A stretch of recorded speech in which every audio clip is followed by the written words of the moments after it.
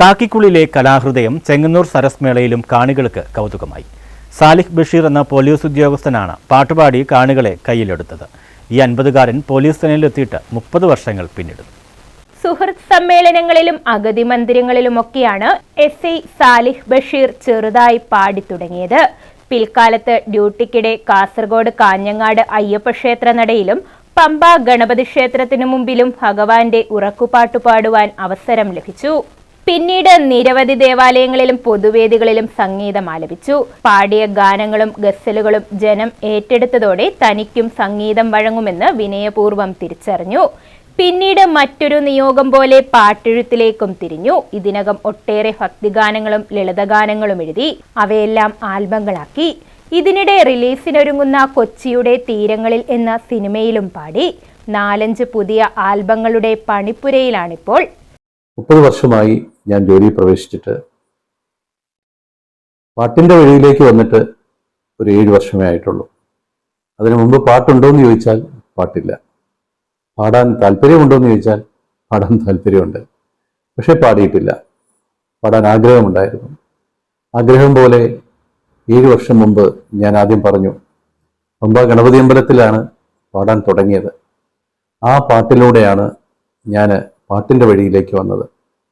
തുടർന്ന് അയ്യപ്പൻ്റെ ഉറക്ക് പാട്ടായിട്ടുള്ള ഹരിവരാസനം പാടി അയ്യപ്പനെ ഉറക്കുവാൻ തന്നെ സാധിച്ചു. കേരളത്തിലെ പല അമ്പലങ്ങളിലും അയ്യപ്പൻ്റെ അമ്പലങ്ങളിൽ തന്നെ ഹരിവരാസനം ചൊല്ലി നടയടയ്ക്കാനും ഒക്കെ അതിനൊരു സാധ്യത ഒരുങ്ങി. ഹരിവരാസനം, അയ്യപ്പൻ്റെ ഉറക്കുപാട്ട് അത് പാടുവാനുണ്ടായ സാഹചര്യമുണ്ടായി.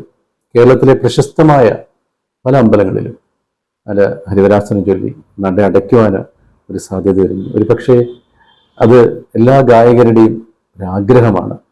അവരുടെ ഇന്നും എപ്പോഴും മനസ്സിൽ താലോലിക്കുന്ന വലിയൊരാഗ്രഹം എന്നെക്കൊണ്ട് തമ്പുരാൻ അത് സാധിപ്പിച്ചു. ഇന്ന് വളരെ നാളുകൾ ഇങ്ങനെ പാലിയേറ്റീവ് രോഗികൾക്ക് വേണ്ടിയും അഗതി മന്ദിരങ്ങളിലും അതുപോലെ തന്നെ രോഗികളായവർക്ക് വേണ്ടിയുമൊക്കെയുള്ള ഫണ്ടിന് വേണ്ടി റോഡുകളിൽ പാടിയിട്ടുണ്ട്. അത് കാസർഗോഡ് ജില്ലയിലെ എൻ്റെ കുറേ സുഹൃത്തുക്കളുണ്ട്.